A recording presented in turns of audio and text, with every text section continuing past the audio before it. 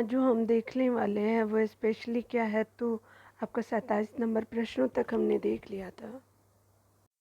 Already हमने 27 number प्रश्नों तक देख लिया था। ठीक है, अब 28 नंबर प्रश्नों से हम लोग हिस्ट्री वाले सेक्शन और मॉडर्न हिस्ट्री ये है, और ये मॉडर्न हिस्ट्री का जो आपका फर्स्ट सीरीज़ है उसका सेकेंड पार्ट होगा। चलिए यहाँ पे देख लेते हैं हम लोग। निम्नलिखित में से किस अंग्रेजी अधिकारियों ने पुर्तगाली किस्वाली के स्थान पे हराया था? तो ये थॉमस वेस्ट था। ठीक है, जिसको जो है अंग्रेजी अधिकारी ने पुर्तगाली कोतवाली के स्थान पे हराया था। तो अंग्रेज कौन थे? तो आपका थॉमस वेस्ट था। उसके अलावा देखिए 29 नंबर प्रश्न क्या बोल रहा है, तो कहा जा रहा है कि निम्नलिखित यूरोपीय व्यापारी कंपनियों में से किसने सूरत में सर्वप्रथम अपना कारखाना स्थापित किया? तो कहाँ पे? तो अंग्रेजों ने किया था। कहाँ पे? तो आपका 1613 में स्थापित किया था। चलिए यहाँ पे देख लेते हैं डिटेल में क्या बोला जा रहा है। यहाँ पे बोला जा रहा है कि यूरोपीय व्यापारी कंपनियों में से ब्रिटिश ईस्ट इंडिया कंपनी ने सर्वप्रथम सूरत में फैक्ट्री स्थापित की। 1613 में क्या होता था, जहांगीर ने अंग्रेजों को सूरत में स्थायी कारखाना स्थापित करने की अनुमति दी। और सूरत में क्या होता है कि डचों द्वारा फैक्ट्री में 1616 में स्टार्ट किया जाता है। ठीक है, उसके अलावा देखिए क्या होता है कि डचों द्वारा आपका 1616 में किया जाता है। अंग्रेज ने कितने में किया था? तो 1613 में। फ्रांसीसी जो करते हैं वो 1618 में इस्टेब्लिश करते हैं। उसके अलावा आपका क्या बोला जा रहा है, तो कहा जा रहा है कि उल्लेखनीय ईस्ट इंडिया कंपनी ने सर्वप्रथम 1616 में क्या किया, तो मछलीपट्टनम में अपना कारखाना स्थापित किया। कहाँ? तो मछलीपट्टनम में। ठीक है, उसके अलावा अगर देखते हैं जो कि अस्थायी था। ठीक है, मछलीपट्टनम यानी साउथ इंडिया में अगर देखा जाए तो अस्थायी था, और ये अस्थायी जो 1613 में किया जाता है सूरत में। इन्होंने अपना प्रथम अस्थायी कारखाना आपका 1613 में स्थापित किया। उसके अलावा आपका क्या बोला जा रहा है कि फ्रांसीसियों ने भी अपना प्रथम कारखाना 1668 में सूरत में ही स्थापित किया था। तो याद रखेंगे, ब्रिटिश और जो आपका फ्रांसीसी है दोनों जो है सूरत में ही, देखिए साल अलग अलग है। यहाँ पे बोला गया है कि वर्ष 1613 में क्या होता है कि ईस्ट इंडिया कंपनी को कहाँ पर कारखाना यानी व्यापार स्थल स्थापित करने की अनुमति मिली? तो कहाँ पे? तो सूरत में मिलता है। डी हो आंसर हो गया। यहाँ पे बोला जा रहा है, तो कहा जा रहा है कि ईस्ट इंडिया कंपनी की प्रारंभिक दौर में वेस्टर्न प्रेसिडेंसी कहाँ थी? तो वेस्टर्न प्रेसिडेंसी थी आपकी, यानी पश्चिम वाला जो है वो सूरत थी। अलग अलग तरह से घुमा के प्रश्नों को पूछा गया। ईस्ट इंडिया कंपनी ने आरंभ में आपका सूरत की प्रेसिडेंसी बनाया था, बाद में जो यह बॉम्बे स्थानांतरित कर दी गई। अगला देखिए प्रश्न क्या बोला जा रहा है, तो कहा जा रहा है कि ब्रिटिश ईस्ट इंडिया कंपनी ने बम्बई किससे किससे लिया था? तो बम्बई किससे लिया था? तो ये पुर्तगालियों से जो था वो बम्बई लिया था। तो आंसर डी हो जाएगा। यहाँ पे डिटेल में बताया जा रहा है कि ब्रिटिश ईस्ट इंडिया कंपनी जो है बम्बई पुर्तगालियों से लिया था, और 1661 में इंग्लैंड के सम्राट चार्ल्स द्वितीय का विवाह जो पुर्तगाल की राजकुमारी कैथरीन से होने पे क्या होता है कि चार्ल्स को पुर्तगालियों द्वारा बम्बई उपहार स्वरूप प्रदान किया गया था, जिसे उन्होंने 10 पाउंड वार्षिक किराए पर 1668 ईस्वी में ब्रिटिश ईस्ट इंडिया कंपनी को दे दिया था। कितने में? तो आपका 10 पाउंड वार्षिक किराए पर। कब दिया था? तो 1668 में। अगला प्रश्न बोल रहा है कि निम्नलिखित में से किस वर्ष प्रयागराज यानी उत्तर पूर्व के किले पर अंग्रेजों का अधिकार हुआ? तो ये आपका होता है 1797 में होता है। उसके अलावा आपका बताया जा रहा है कि अवध के नवाब सादत अली खान जो थे ने 1797 में प्रयागराज यानी इलाहाबाद पर क्या किया था कि किला अंग्रेजों को सौंप दी थी। ईस्ट इंडिया कंपनी के किस अंग्रेज गवर्नर को जो है औरंगजेब द्वारा भारत से निष्कासित किया गया था? तो ये था आपका औरंगजेब के द्वारा निष्कासित सर जॉन चाइल्ड को किया गया था। देखिए डिटेल यहाँ पे बताया जा रहा है कि बम्बई के अंग्रेज जो थे गवर्नर जॉन चाइल्ड ने 1688 में बम्बई और पश्चिम समुद्र तट के मुगल बंदरगाहों का क्या किया? घेरा डाला। मक्का जाने वाले हज यात्रियों को बंदी बनाने का प्रयास किया। उसके बाद क्या होता है कि औरंगजेब ने भारत से निष्कासित करने का आदेश दिया और मुगल शासक औरंगजेब के सामने उसे विवश होना पड़ा और अंततः उसे माफ़ी मांगनी पड़ी। यहाँ पे बताया जा रहा है तो निम्नलिखित में से प्रथम कर्नाटक युद्ध का कौन सा तत्कालिक कारण था? तो ऑस्ट्रिया की राजगद्दी का आपका क्या था?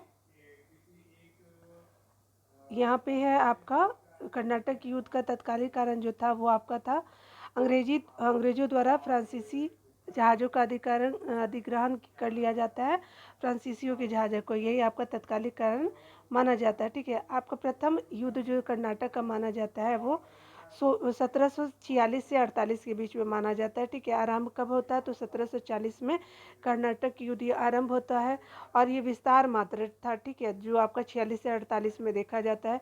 गृह सरकारों की आज्ञा के विरुद्ध ही दोनों दल यानी अंग्रेज और आपका फ्रांसीसी में जो है वो 1746 में ही युद्ध प्रारंभ हो जाता है।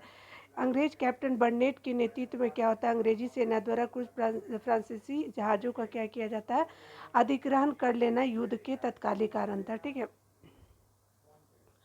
यहाँ पे बोला जा रहा है कि आपका कर्नाटक युद्ध किन किन के मध्य लड़ा गया था? तो ये लड़ा गया था अंग्रेज और आपके फ्रांसीसी के द्वारा। यहाँ देखिए, यहाँ पे क्या बोला जा रहा है, तो कहा जा रहा है कि आपको सूची ए से सूची बी को मिलाना है। प्रथम कर्नाटक युद्ध है, तो प्रथम कर्नाटक युद्ध कहाँ है? तो एला सापेल की संधि है। ठीक है, देख सकते हैं कि आपका सी है आंसर इसका हो जाएगा। ठीक है, क्योंकि पहला ही हमको मिल गया है। तो एला सापेल क्या हो जाएगा? ए का क्या हो जाएगा? 4 हो जाएगा। बी का क्या हो जाएगा? 1 यानी पेरिस की संधि होती है। उसके अलावा अगर सी बोला जाए तो ये क्या रहता है? तो और निर्णायक ये संधि रहती है, द्वितीय वाली जो थी।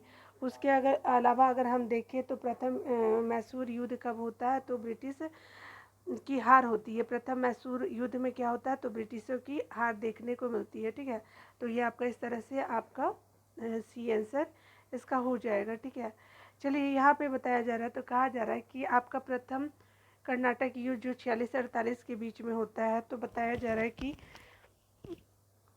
एला सापेल की संधि से अंत होता है। तृतीय कर्नाटक युद्ध पेरिस की संधि से अंत।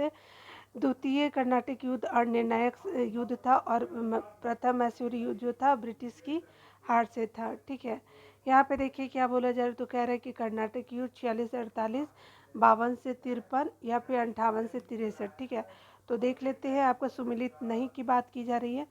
तो यहाँ पे क्या बताया जा रहा है, तो आपका जो है वो बी आंसर बिल्कुल सही हो जाएगा। क्यों? क्योंकि ये 1749 के आसपास होता है, सुमिलित नहीं की बात की जा रही है। ठीक है, तो यहाँ पे सुमिलित नहीं है, तो आपका क्या हो जाएगा? तो बी आंसर बिल्कुल सही हो जाएगा। देखिए यहाँ पे आपका बी आंसर बिल्कुल सही हो जाएगा। ठीक है, यहाँ पे बोला जा रहा है कि कर्नाटक का प्रथम युद्ध होता है 46 से आपका 48 होता है। कर्नाटक का द्वितीय युद्ध जो होता है 1749 से 54 के बीच में होता है। तृतीय का क्या होता है? तो 1758 से 63। और पानीपत का तृतीय युद्ध जो होता है, पानीपत का तृतीय युद्ध 1761 में होता है। तो ये आपका अलग था, तो 1749 से 54 द्वितीय कर्नाटक युद्ध होगा। क्या होता है कि यहाँ पे बताया जा रहा है डिटेल में कि भारत में अंग्रेजों फ्रांसीसियों के बीच लड़े गए युद्ध को जो है कर्नाटक युद्ध से जाना जाता है। ठीक है, यहाँ पे बोला जा रहा था कि निम्नलिखित में से कौन सा प्रथम यूरोपीय व्यक्ति था जिसने भू क्षेत्र अर्जित करने के उद्देश्य से भारतीय राजाओं के झगड़ों में भाग लेने की नीति आरंभ की थी? तो ये आपका डुप्ले था। ठीक है, और ये कहाँ का था? तो ये आपका यूरोपियन था। देखिए यहाँ तो जो डिटेल में बताया जा रहा है, तो डुप्ले ने पहली बार वे हथकंडे प्रारंभ की प्रयोग किए जो भारत को जीतने के लिए अंग्रेजों के मार्गदर्शक बने। ठीक है, स्टार्ट तो यही किया था, लेकिन अंग्रेजों के लिए रास्ता जो है वो खुल गया। डुप्ले प्रथम यूरोपीय था जिसने क्या किया था, भू क्षेत्र अर्जित करने के उद्देश्य से भारतीय राजाओं के झगड़े में भाग लेने की नीति अपनाई थी। यह डुप्ले ही था जिसने पहली बार जो है यूरोपीय सेनाओं को भारतीय राज दरबारों में भारतीय व्यापार नियुक्त किया था, जिसने पहली बार यूरोपीय हितों के लिए भारतीय राजनीति में हस्तक्षेप किया तथा बोला जा रहा है कि भारत में यूरोपीय साम्राज्य की नींव रखी। उसके बारे में जीवी मालेसन ने लिखा कि उसकी योजनाओं का प्रभाव उसके आने जाने के बाद पता चला कि जो डुप्ले स्टार्ट किया था उसके बाद ये इन लोगों को देखने को मिलता है। अंग्रेज़ों के साथ अच्छा मतलब वो उसका यूज़ कर पाते हैं, ठीक है। वह भूमि जिसे उसने अपने सूझबूझ से जोता था तथा उर्वरक बनाया था, वह क्षमता जो उसने दर्शाई, उसके लौटने के तुरंत बाद क्या होता है कि उसके प्रतिद्वंदी ने अपने उपयोग की और उसे अत्यधिक लाभ भी उठाया। यहाँ पे बोला जा रहा है कि भारत में फ्रांसीसियों ने अपना सबसे पहला कारखाना निम्न स्थानों में कहाँ लगाया था? तो ये लगाया था आपका सूरत में, ठीक है। तो 40 का ए आंसर हो जाएगा, ठीक है। लुई 14वां के मंत्री जो कोलवर्ट था द्वारा 1664 ईस्वी फ्रेंच ईस्ट इंडिया कंपनी की स्थापना हुई, ठीक है, जिसे कंपनी देश इंडेस ओरिएंटलिस कहा गया है। फ्रांसीसी कंपनी का निर्माण जो होता है राज्य द्वारा हुआ और राज्य ही उसका सारा खर्च देता था। 1667 ईस्वी में फ्रांसिस कैरे के नेतृत्व में एक अभियान स्टार्ट किया जाता है। कब? तो 1667 में आपका अब एक अभियान दल भारत के लिए रवाना हुआ, जिससे क्या किया कि 1668 में सूरत में अपने पहले व्यापारी कारखाने की स्थापना की। यहाँ पे बोला जा रहा है, तो कहा जा रहा है कि फ्रांसीसी ईस्ट इंडिया कंपनी की स्थापना किसके समय हुई थी? तो लॉर्ड 14वां वहाँ का क्या था, शासन के समय हुआ था। उसी तरह से अगला बोला जा रहा है कि निम्नलिखित में से किसे जो भारत में फ्रांसीसी कंपनी का संस्थापक माना जाता है? तो इसको फ्रांसीसी का कोलबर्ट था। सी आंसर बिल्कुल सही हो जाएगा। यहाँ पे बताया जा रहा है कि बंगाल में निम्नलिखित में से कौन सा कारखाना डचों ने स्थापित किया था? तो ये आपका चिंसूरा था और हुगली था। बी और सी सही हो जाएगा, ठीक है। डचों की बंगाल में पहली कंपनी पिपली में 1627 में स्थापित की गई थी। इसके कुछ ही दिनों बाद जो है डच पिपली से क्या होते हैं कि आपके बालासोर उड़ीसा में आ जाते हैं। बंगाल में जो है डचों ने 1635 ईस्वी में क्या किया, इसे बंगाल में डचों ने 1635 से प्रारंभ कर 1656 के बीच कुछ समय तक हुगली में फैक्ट्री का संचालन किया। 1656 के बाद क्या होता है कि हुगली के एक गांव चिंसुरा में 1653 में स्थापित फैक्ट्री डचों के व्यापार का मुख्य केंद्र बने, ठीक है। आगे देखिए क्या बोला जा रहा है कि दिए गए विकल्पों में बताया जा रहा है कि डचों का कारखाना चिंसुरा हुगली के एक गांव के साथ साथ हुगली मुख्यालय में हुआ था, ठीक है। गांव के साथ साथ हुगली मुख्यालय में भी था। 17वीं शताब्दी में क्या होता है कि समाप्त होने वाले डच कंपनियां कासिम बाजार, पटना, उसके अलावा ढाका, मालदा जो आपका बंगाल में है, उसके अलावा बालासोर यानी उड़ीसा, बारनगोर, जुगदिया, फतवा आदि स्थानों पर स्थापित की गई थी। देखिए यहाँ पे बताया जा रहा है, तो बोला जा रहा है कि डच ईस्ट इंडिया कंपनी ने किस वर्ष अपनी पटना में फैक्ट्री स्थापित की? तो ये 1632 से ये बीपीएससी का 2019 का जो एग्ज़ाम हुआ था उसमें पूछा गया था, ठीक है। ये प्रीवियस ईयर बहुत बार देखने को मिलता है, लेकिन देखिए अभी 69 का क्या होता है। बंगाल की समृद्ध व्यापार की तरफ आकर्षित हो गए थे। बंगाल की समृद्ध व्यापार की तरफ आकर्षित हो चुके जो डच थे 1615 में तथा 1629 में असफल प्रयास किए। बंगाल में व्यापार का सुअवसर उन्हें 1632 में प्राप्त हुआ और 1632 में सर्वप्रथम डचों में जो है पटना में डच ईस्ट इंडिया कंपनी का प्रवेश हुआ। पटना में क्या होता है, डच फैक्ट्री की स्थापना 1632 से संबंधित कोई जो स्रोत जो है कसौटी नहीं है, प्रमाणित कोई स्रोत ऐसा नहीं है। लेकिन इतिहासकार ओम प्रकाश जो है जब वो 1638 ईस्वी में पटना में डच फैक्ट्री की स्थापना संबंधी तथ्य प्रस्तुत किए थे, ठीक है, जो आर्थिक तंगी के कारण उसी वर्ष बंद हो गए। वर्तमान में डच फैक्ट्री का वह स्थान जो है पटना कॉलेज के से जाना जाता है। यहाँ पे देखिए क्या बोला जा रहा है, तो कह रहा है कि फ्रांसीसी दक्कन में शक्ति आंदोलन स्थापित करने में असफल रहे थे क्योंकि अंग्रेजों की फौज शक्तिशाली थी। बी आंसर बिल्कुल सही हो जाएगा। देखिए यहाँ पे बोला जा रहा है फ्रांसीसियों की पराजय का एक मुख्य कारण उनकी कमज़ोर जो है नौसेना थी। वॉल्टेयर के अनुसार जो ऑस्ट्रिया के उत्तराधिकारी युद्ध के समय फ्रांस की जल शक्ति का इतना हास हुआ कि सप्तवर्षीय युद्ध के समय उनके पास एक भी जलपोत्र नहीं था, ठीक है, सोचिए। उसके अलावा दूसरी बार क्या होता है कि अंग्रेजों के पास एक शक्तिशाली सेना थी, मतलब अच्छी खासी उनके पास सेना थी। अगर बात किया जाए तो आप जानते हैं कि निम्न यूरोपीय शक्तियों ने भारतीय व्यापार में समय समय पर प्रवेश किया। तो आप जानते हैं कि पुर्तगाली के बाद डच आते हैं, फिर अंग्रेज आते हैं और के फ्रांसीसी आते हैं। तो 4 2 1 3 आप देख सकते हैं, 4 2 1 3 हो गया। तो आपका बी आंसर आपका बिल्कुल सही हो जाएगा, ठीक है। तो इस तरह से आंसर बी। यहाँ पे ये क्रम बोला जा रहा है, तो आपका पुर्तगीज़ आप हो जाएगा, डच हो जाएगा, आपका अंग्रेजी और फ्रांसीसी आने का क्रम है भारत में। यहाँ पे बोला जा रहा है, तो कहा जा रहा है क्या कि आपको मिलान करना है कि कौन किसकी थी, ठीक है। तो देखिए आपका जो पौंडीचेरी किसकी थी, तो यहाँ पे डायरेक्ट ही हम लोग देख लेते हैं, ए आंसर इसका होगा। क्यों? क्योंकि देखिए यहाँ पौंडीचेरी किसका था, तो ये आपका फ्रेंच का था, ठीक है। तो ए का 2 हो गया। आपका गोवा किसका था, तो गोवा जो था वो पुर्तगीज़ का था। ट्रावन के बाद जो था वो किसका था, तो डेनिश या फिर डेन का था। सद्रास यानी डच का था। सद्रास नहीं होगा, आई थिंक मद्रास होना चाहिए, ठीक है। तो ये आपका ए आंसर बिल्कुल सही होगा, ठीक है। चलिए सद्रास ही लिख रहा है यहाँ पे। पौंडीचेरी फ्रेंच हो गया, गोवा जो हो गया पुर्तगीज़ का हो गया, ट्रावनकोर जो डेनिश यानी डेन का हो गया, उसके अलावा सद्रास जो है वो डच का हो गया। ये देखिए यहाँ पे बताया जा रहा है क्या कि इस क्षेत्र में जो अगर बात किया जाए, तो यहाँ पे बताना है आपको कि कौन सा जो उस क्षेत्र की पहचान करें जहाँ से यूरोपवासियों को सर्वोत्तम सोरा और अफीम प्राप्त होता। तो बिहार से प्राप्त होता था आपका अफीम और सोरा, ठीक है। यहाँ देखिए बोला जा रहा है कि अंग्रेजी शासनकाल में भारत का कौन सा क्षेत्र जो है अफीम उत्पादन हेतु प्रसिद्ध था, तो ये अपना बिहार है, ठीक है। इस तरह से डिटेल आप देख सकते हैं। यहाँ पे बोला जा रहा है 50 नंबर प्रश्न कि निम्नलिखित यूरोपीय में से कौन सा जो है वो यूरोप में स्वतंत्र पूर्व भारत में व्यापारी के रूप में सबसे अंत में आए थे। तो ये कौन आए थे, तो आपके फ्रांसीसी आए थे, ठीक है। तो आपका हो गया सी।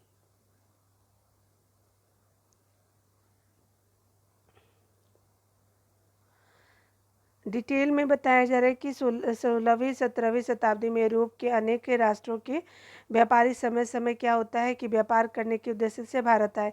इन यूरोपियों में अगर देखा जाए तो सबसे पहले 1498 में क्या होता है, तो पुर्तगाली, 1605 में डच, 1608 में अंग्रेज और 1664 ईस्वी में फ्रांसीसियों का आगमन हुआ था। इस प्रकार जो है उपयुक्त विकल्प में भारत आने वाले व्यापारियों में सबसे अंत में फ्रांसीसी का आगमन हुआ था, ठीक है। यहाँ पे देखिए क्या हो रहा है। तो यहाँ पे बोला जा रहा है कि निम्नलिखित में से किन स्थानों पर डचों ने अपना व्यापारिक आपका स्थापित किया था। तो आपका व्यापारिक जो अड्डे स्थापित किए थे सारे जगह था नागपट्टनम, चिनेसुरा और आपका मछलीपट्टनम, सूरत, भरूच, आगरा, उसके अलावा कोची, अहमदाबाद और आपका पटना भी था, ठीक है। 1632 का जो आप देख सकते हैं यहाँ पे जो डचों द्वारा भारत में स्थापित व्यापारिक केंद्र था उसके बारे में बताया जा रहा है। तो नागपट्टनम, चिंसुरा, मछलीपट्टनम जिसको बोलते हैं, सूरत, भरूच, उसके अलावा आगरा हो गया, कोचीन और अहमदाबाद तथा पटना है, ठीक है। देखिए यहाँ पे बोला जा रहा है मतलब डिटेल में कि यहाँ पे जो है आपको बताना है कौन जो है भारत की देन थी या था, ठीक है। इसके अलावा देखिए क्या बोला, मृदा के स्वरूप और उपज के गुणों के आधार पर भूमि राजस्व का मूल्यांकन, युद्ध में चलती फिरती तोपों का उपयोग और तंबाकू और लाल मिर्च। तो ये इसमें क्या भारत की देन जो है, इनमें से अंग्रेजों की भारत की देन की बात की जा रही है कि अंग्रेजों ने भारत की देन की दिया था, यानी अंग्रेजों के द्वारा लाया गया था। तो ये डी है, ठीक है। एक इनमें से कोई भी नहीं होगा। चलिए यहाँ पे डिटेल में देखते हैं कि किसके द्वारा स्टार्ट किया गया था ये जो चीज़ें थी। मृदा के स्वरूप और उपज के बारे के गुणों के आधार पर जो भूमि राजस्व का मूल्यांकन अंग्रेजों से पूर्व जो है शेरशाह सूरी एवं अकबर द्वारा किया जा चुका है। भारत में जो है तंबाकू और लाल मिर्च की खेती पुर्तगालियों की देन थी और चलती फिरती तोपों का प्रचलन मुगल काल में ही था, ठीक है। आपका अकबर के आयुध निर्माण कारखाने में तमाम प्रकार की बड़ी छोटी तोपें तैयार की जाती थी, ठीक है। इस प्रकार जो है भारत की देन इनमें से कोई भी नहीं है, अंग्रेजों की भारत को देन कोई भी नहीं है, यानी अंग्रेज जो है वो भारत को इनमें से कोई भी चीज़ नहीं दिए थे, ठीक है।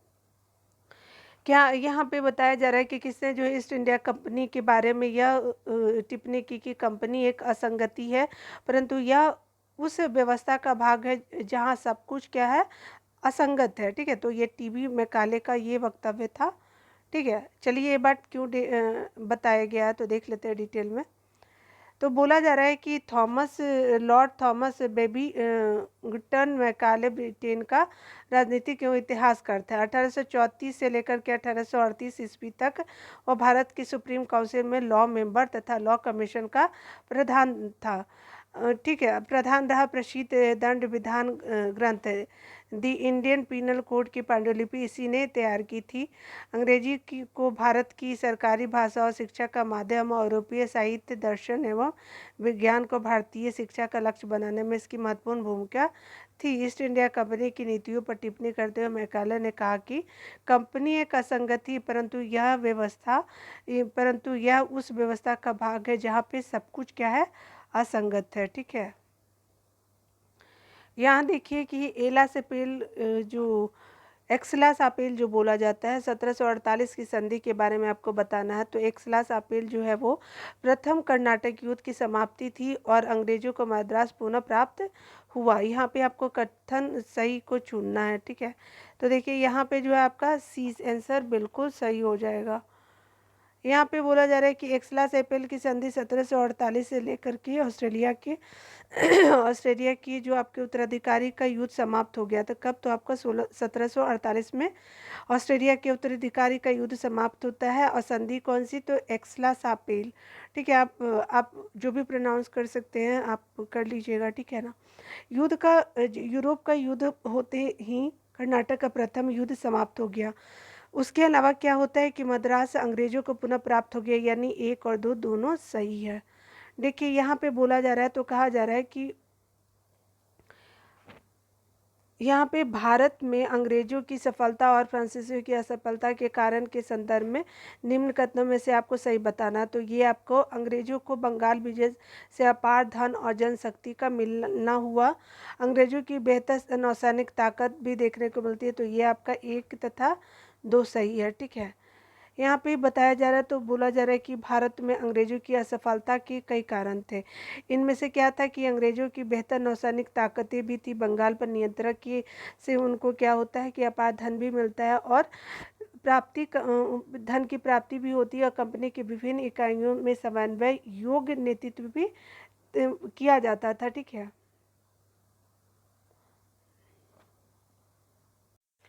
तो इस तरह से आपके जो 56 प्रश्न थे तो मैंने करा दिया है।